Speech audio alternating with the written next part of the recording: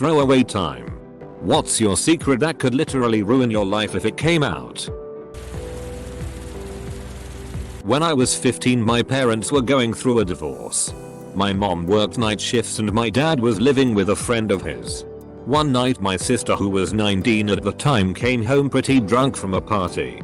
She was acting goofy and fell on the couch next to me. She started grabbing my leg and laughing, and we started fondling.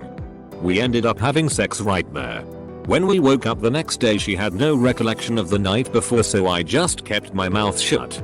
Fast forward to when I'm 18. Sister is home from college and dad is over for a visit. They get into an argument, and in a fit of rage my dad announces how he has never forgiven her for the abortion she got when she was 19 and subsequently killing his grandchild. He's very religious. I then realize the baby she aborted was in fact mine. And as far as I know, I am the only one who knows, since she has never mentioned that night. First time telling anyone this. This thread is so deep that probably no one will see. But if one person does see it, it'll feel better. I am basically living a lie.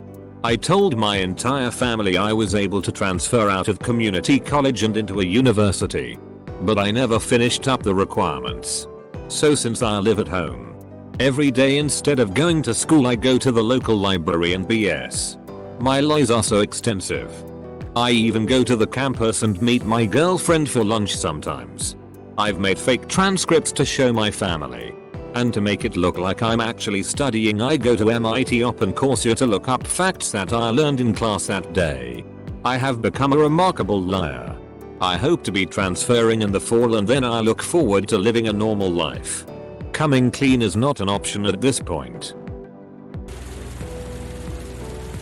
This is my old account, so might as well throw it away. While on deployment, I killed a man in a coup de grace. The feelings of taking a man's life always weigh a heavy burden on me every day. No one likes hurting people. He had been hit by some of our mobile artillery. While part of me wanted the bastard to be in pain, it wasn't right. My medic was busy with my wounded, and as the officer on duty I took out my .45 and put one in his head. I knew my boys wouldn't say anything. Most just watched, accepted it as a fact of war, and kept walking. I remember throwing up afterwards. I came home and everyone acted like I was a hero. I never felt like more of a sham my entire life. 2.5 years ago I was in dire financial straits. So I sold my home to keep my struggling business afloat. I neglected to tell the owners that they have an 800 square ft bunker on the property that I built about 7 years ago. The bunker that I've called home since I sold it. The entrance to it is well hidden. But I still come and go very early, very late in the day. I'm a single man who keeps to himself. I'm now in a situation where I could move somewhere else. But I love this hidden paradise so much. Cousin died when we were both 17. There was a reception at his house just after the funeral. I went into his room and stole all the money that was there. Took some other valuables that his parents wouldn't realize were gone. No one knows that I did it. They just assumed he didn't have any money in his room. Only loose change. I don't regret it. But I will never admit I did it. Also my cum box.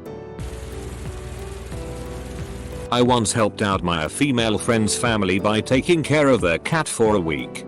Every day for a week. I would go over there and snoop around their house. I found my friend's diary and proceeded to read the entire thing. I used this information to get her to like me. And she is currently my wife. This is literally the juiciest secret in this thread for some reason. Not totally bland, but not overly obscene. Probably because this is something I could actually picture any person doing if given the chance. I agree. It is not particularly evil. But it is a misdeed that completely altered that guy's life. Honestly, it sounds like a pitch for a mediocre romantic comedy. Not ruining my life, but my single secret. This will get buried. But that's fine. I was about 23 and was working kind of late. My friend wanted to go out and was bugging me about it. He's gay. I'm not. But eventually he talked me into it. So we go to a little dive bar and are hanging out. Just chatting. A couple of friends were supposed to come too. But they never showed up. I was nursing my first gin and tonic when I went to the bathroom. I came back and finished my drink. And that's when things started getting fuzzy. I knew something was wrong, so I ordered water for my second drink. But it didn't work. My world was spinning. And I had basically lost control of my motor functions. My memory is pretty rough too. I remember my head on the bar. And he was rubbing my crotch. I remember him helping me to his car. Dragging me up his stairs. Passing out on his floor. Him blowing me. I was back in his car at one point and then I woke up in my bed. I felt like shit and was totally surprised that my car was in the driveway. I have no idea how I got home. At one point in the night I left an incoherent voicemail on my best bud's phone. So I was raped. And I was so embarrassed. He totally got away with it. I've never told anyone. Not even my wife. She knows something happened. Just not the extent. When I was 17 I was gang raped after a party. The cops didn't believe me. My parents didn't believe me. And everyone who I've told since has stopped talking to me. It was not pretty. I was cut up at a party. Beaten and thrown in my car. They drove donuts in the grass field next to a church on a Saturday night. Sunday morning. F-ked up my car and left me battered and bruised in the back seat. I woke up initially when I was being raped, only think gang as I do remember multiple voices at this point, but then tried to keep myself awake long enough between blackouts by blasting music. So the cops found me at the wheel of my car with people lining up for church with F-King metal blasting on repeat. I planned murders in retribution but decided it was better to just leave. The only proof I had was that I shat blood for a week, but I felt so bad I couldn't even show anyone. Shitting when you have a rectal tear is a terrible thing. The thing that hurt the most was that no one believed me. I did make stories and lies, but none to this extent. After graduating from high school, I went to a small out-of-state college where no one from high school knew me. I was told many times how impressive my false Australian accent was. So I decided it would be great fun to go through college pretending to be from Australia. All of my friends and even my girlfriend of 2 years think I'm Australian. I have a completely fake Australian identity, family, and past. I will soon be graduating. And I plan on asking the girl to marry me. Everything she knows about me is Australian. I don't know how to tell her she doesn't really know me. Guess I'm forever a bloke. I know this thread is most likely dead now. But I used to masturbate a lot. And when I was 10 I had a technique where I'd let off a load into a sock, then wash it and quickly dry it. Now I couldn't leave it hanging outside or use a dryer, otherwise my family would have seen it and probably smell it or whatnot. So I'd put it inside my gas heater unit. Unfortunately my sock had caught on fire inside the unit. Blew it up and set my house on fire. Only my brother was home at the time. And he managed to survive, the house did not. For 5 years we stayed from caravan park to caravan park whilst we waited for confirmation that it was not arson and we could receive an insurance payout. We eventually did and scraped together money to start rebuilding the house. The house is still being rebuilt to this day, and it shames me anytime I have to visit my parents living in a tiny mobile home where my backyard once was. The story I tell is that my first kiss was 9 years ago, when I was 14, with my now fiancée. False. When I was 13, I babysat an 8-year-old boy. His parents were very open, and he was very sexually aware. I caught him watching porn a couple of times. From the start, he was very aggressive, always grabbing me and trying to kiss me. After a while, oddly impressed with this new sort of attention, and very curious about kissing, one night we started making out. This became routine, and went on for probably almost a year, before I realized how horrific and wrong my actions were. I continued to babysit him for a while, but soon his parents stopped calling me. I've always wondered why. I'm terrified that I'll one day be exposed as a child molester. TL. Doctor, as a 13-year-old girl, I frequently made out with an 8-year-old.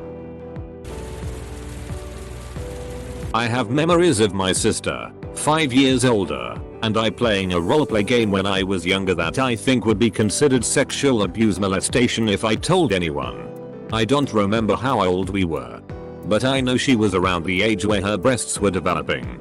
When home alone we would play a roleplay game where she was a boss and I was a secretary. And the boss would always sexually harass the secretary. It ended in my sucking on my sister's breasts while she would lie on the couch with her shirt off. My memory has always been really horrible, so I only remember patches of this. But I remember that it never felt sexual. I don't actually trust my memory enough to feel confident that this really happened. I love my sister. She's my best friend and I would never want to damage our relationship by ever bringing this up and asking her what really happened. It is a secret I will carry with me and never reveal. Also, till it's hard coming up with a throwaway name. Edit. To clarify, I'm a woman. Just in case anyone assumed otherwise. May not ruin my life, but would really prefer if it didn't get out. 26-year-old male. And have visited with 30+ escorts over a 4-year period. This includes girls in the Amsterdam red light district to girls in Asian massage parlors.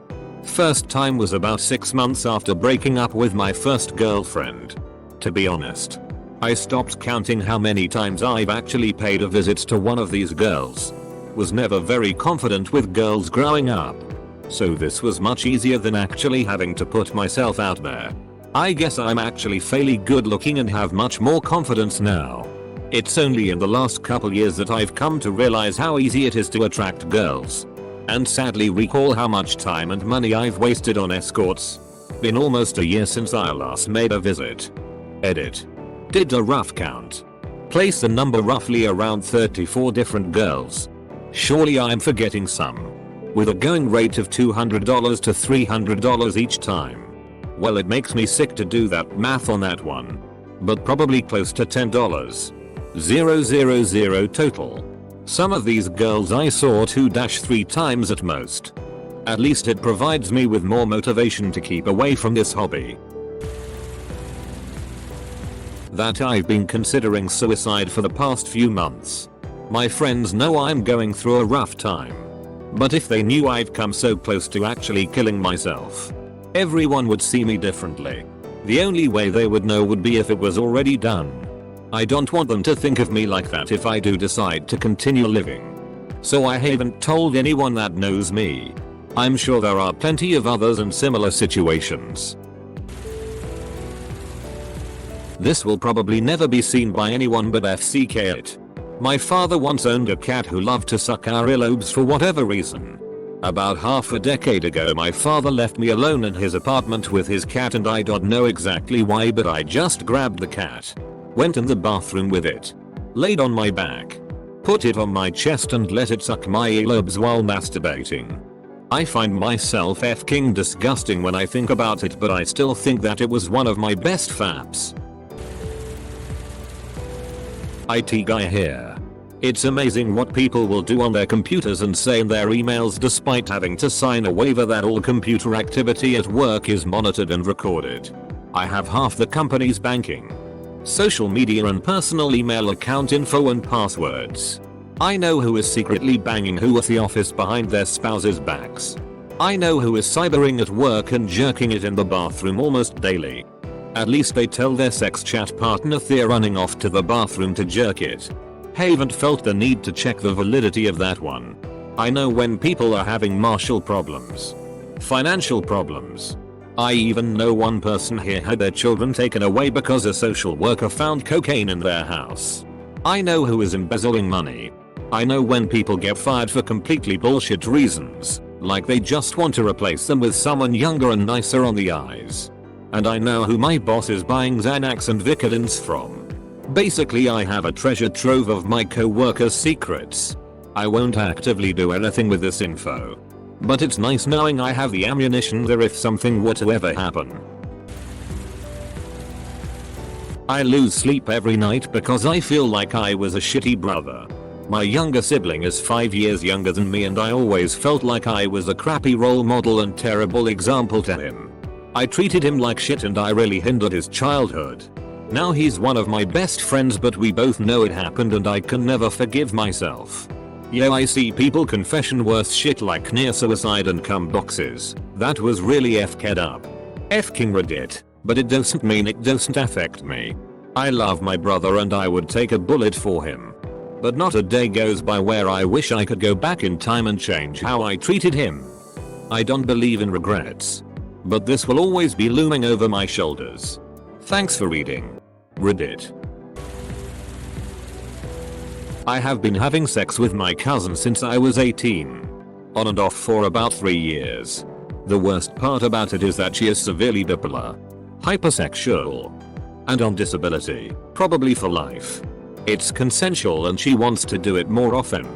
But I know I'm making things worse as opposed to helping her live a normal life. I think I first rationalized it as being a way to comfort and offer her companionship. Everyone in my family tells me how great it is that I'm one of the few people who can get through to her and get her to listen. My great uncle Jack used to live with my family. One day, he got drunk and had a bad fall that ended up causing him to bleed out. I ended up finding him. I was 14 at the time and had never seen such an awful sight and lost consciousness due to all the blood.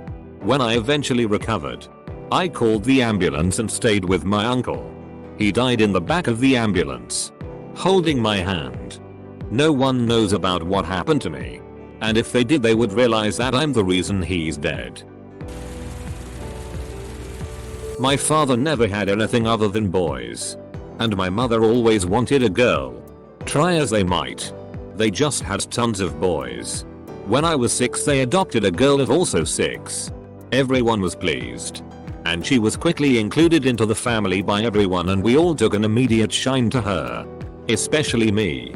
We started playing doctor at 9. This progressed to fooling around by our early teens, and into actual sex shortly thereafter. We're both over 30 now. We have sex whenever we see each other. We also like to pretend we are twins when we do have sex. We've both had our shares of girlfriends and boyfriends, but we always kept it up even while in those relationships.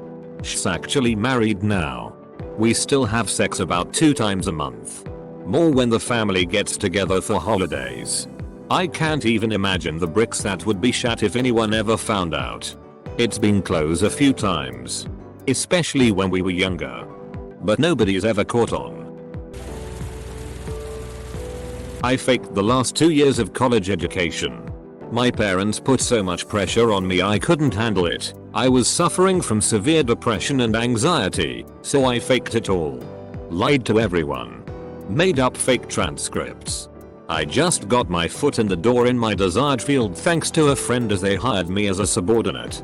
This place only hires college grads but no one double checked my credentials since I was recommended. My hopes is that if I need to find another job I'll have been at this place long enough to get it by experience alone. I work for a very prestigious company. I'm not bad at my job. I'm actually quite good. But my fear is eventually it'll hit a wall and the lie will come to light. No one has known this for the better part of a decade. It's a relief to finally say it out loud. I can't even tell those I love. My silence is my prison. I used to do heroin. A lot. I got clean. I'm not in a shitty relationship where my boyfriend manipulates me into doing whatever f-ked up bullshit he wants and I know this is happening but I don't care because I figure I'm lucky to have a place to live and someone to pay the bills. He makes me do weird sexual shit that I hate like suck mass amounts of cock for random guys he met on the internet. This is because I told him about all of the f-ked up shit I used to do to get to drugs. Because obviously I liked it or else why would I do it? He has also convinced to be a prostitute on 2 separate occasions. I can't stand being touched by anyone anymore. I hate sex. I want to die. I just bought some heroin. I haven't decided yet if I'm going to start using again or just go ahead and OD. I have no goals in life. There is literally nothing I want out of life other than heroin. I'm just F-kid. Luckily, no one will ever see this because this thread has exploded. I have been planning my suicide for roughly 6 weeks now. I just can't hack it anymore. My family disintegrated. My marriage is a bust and I was disabled by an IED while deployed. I wasted the last 5 years of my life drinking and being angry at everything. Not to make excuses or anything, but my physical being isn't all that is disabled due to deployment. I can't love anything at all anymore. To make this more relevant, the IED was my fault. I fell asleep while being the front gunner for our convoy. No one knows. I was awarded a cab and a Purple Heart. 2 of my friends died that day. Have you considered seeing a counselor and asking about PTSD? Or different types of depression? You went over there and did something that most Americans aren't willing to do. I don't care if you feel like you F-ked up. As a civilian, I truly believe you're still a good person. I sincerely hope you go see someone ASAP. If you can take 6 weeks to plan something so terrible, you can definitely take 6 more weeks to do something that can potentially be amazing. See a different therapist every week until you find one with promise. Please. If you feel like talking, I'm a good listener. This world and ruined my life, but back in middle school me and a friend in our building was standing outside our street was being repaved. We noticed the workers all left for lunch, so my friend said, hey, let's go sit in the steamroller. Being young and dumb, we did. So we go and realize the keys are still on. My friend was like, hey, let's drive it. Well, having never driven a steamroller, we didn't know that it's the back that turns, so he started it up. We started going down the street. He's driving, I'm just riding along. Next thing I know, we are losing control and we crash into some old guy's living room. This old man was sitting there watching TV. All we could do is just run. We booked it and left. Told my parents I was over at a friend's house and we didn't come back to our neighborhood till later on. Come to find out, the cops have been going house to house looking for us. My parents were like, what stupid kid could have done this? The old man whose house we crashed into only got a basic description of my friend but not me. There were wanted posters with a $20,000 reward for my friend, but the picture looked nothing like him. After about 3 months the posters went away and we were never caught. We never told anyone. I had a fraternity brother who was a real dick to me in college and hazed the shit out of me. Back then, you could log into the registration system to sign up for classes. He was a senior, so he got first pick of the classes he wanted. This was right when the internet was becoming popular. And back then, a person's login was their name, and their PIN was their birthday. I logged into his account and dropped all of his classes 3 days after they started. He did not find out until midterms when the professors submitted his grades. They refunded his money, but he had to spend an extra semester in college. Second story, I do not have a lot of confidence and can never ask girls out. I met my current wife by installing a keystroke logger on her computer and intercepting Facebook messages and chats with her friends until I confirmed she liked me. That way I knew exactly how to approach her. I orchestrated our entire early courtship to my advantage. If she knew, she would likely divorce me because I delved deep into her personal life and found out some crazy things about her past. After my mother left my father, he developed a really inappropriate attachment to me. I was 19 and my brother moved in with his girlfriend. Dad was suicidal and had no family or friends close by, so I was it. For the first year, he would wake me up at 2 AM to sit with him every night until he cried himself to sleep. After 4 years of cleaning up after him, making sure he ate, and generally remained alive, I discovered that he had been using the attic access in his closet to sit above my personal bathroom and watch me through a peephole. I wanted to dismiss it as paranoia, but there were too many physical signs that made it reality. Moved out shortly after that because I couldn't bear to look at him. I'm 29 now, and no one in my family has any idea that this ever happened. I know that he was going through a rough patch, but I feel violated and dirty every time I think about it still. I also have huge amounts of guilt because I hate him for putting me through it. Had serious depression my whole life.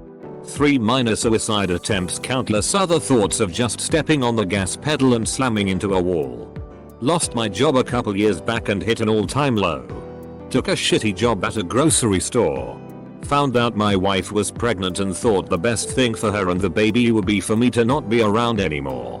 On my last day I plan to live, my wife tells me our baby is the size of a sweet pea. I smile and act happy knowing I will never see that sweet pea. Go to work in the morning and near the end of my shift I'm standing in the frozen department and am near tears. Close my eyes and ask myself what's the point, time to end this. Then I hear someone yell my wife's name loud. Twice. I look over and see a lady who happens to have my wife's name. Okay. Just a coincidence. Then I look down and see him holding a box of sweet peas. I start crying and go home. Tell me everything. Got the help I need. The sweet pea is 2 now and has a sister on the way. I live my life for them. They saved me. Just remember that no matter how bad it gets, there are people out there who love you and want to help. Don't be afraid to ask. Be strong, Reddit, and stay alive for the ones that love you. When I was about 12 I went with some family to the Family Dollar. My mother and cousins went off to go look at generic groceries, so I decided I would just spend my time hanging out in the toy aisle. In the toy aisle there would always be these bags of marbles that other kids would open and leave laying there, so I decided to fling marbles across the floor and one just happened to reach one of the far off aisles. So about 2 minutes later I hear a loud crash and someone scream, "Somebody help this man." Being the curious child I was, I ran over to see what the commotion was about and I find everyone gathered around this guy who had seemed to have fallen from the ladder as he was getting something off the top shelf. The guy is seizing out and blood is coming from his head as he laid there and his face seemed to be turning blue. My mother whisked me and my cousins away and we left. Next time we went we talked to the front cashier and she said that they called the paramedics, but by the time they got there he had died from choking. Apparently when he had the seizure he was choking on his own tongue. The cause for the fall according to the front cashier was that he had put the ladder on a marble and didn't check it before he got on it. When I heard what the cashier said I just stood in disbelief thinking I was going to jail. I tried telling my mother many times but all she did was say that I imagined it. TL. Doctor killed a man with a marble in a Family Dollar. I've never attempted to kill myself. And I doubt I ever will. But I just want to die. I'm an incredibly happy guy, odd enough. I truthfully am happy. But whenever I think about getting shot or getting cancer, I get a little excited. I wish I was one of those deaths on the news. Shoot, I'd love to take someone's place. They want to be here more than me. I'll never actually kill myself even if it's just for the sake of others who need me. But I can't stop wishing that someone else would kill me. I'm done being here. I'm done dealing with the crap. I'm just burnt out and I don't want to be here anymore. I'm now finished my first year of university. In the fall, my funds quickly dried up even though my parents earn a combined salary of about $200,000 a year. My brother's become the talk of our tiny town because he has earned a full ride to play lacrosse in the USA. I'm Canadian. My parents spend every penny on making sure he's properly tutored, in the right equipment. And though I am sincerely overjoyed for him, this year changed my life. So by November, all my credit was gone. I worked every single day on top of school but I still could barely afford phone bills. I stole food from roommates and grocery stores when I got the chance. When things got real bad, I put an ad on Craigslist. I sold the biggest part of myself for the paper nasty men had in their back pockets. It was the worst I have ever felt as I was sexually abused when I was younger and even sex with my boyfriend is difficult to handle emotionally. I advertised essentially to older men, married men and everyone in between. My biggest fear is that anyone in my family or my boyfriend of 2 years will find out about this disgusting chapter in my life. It dropped me into severe depression which I still take medication for. I cry when I think about going back this September.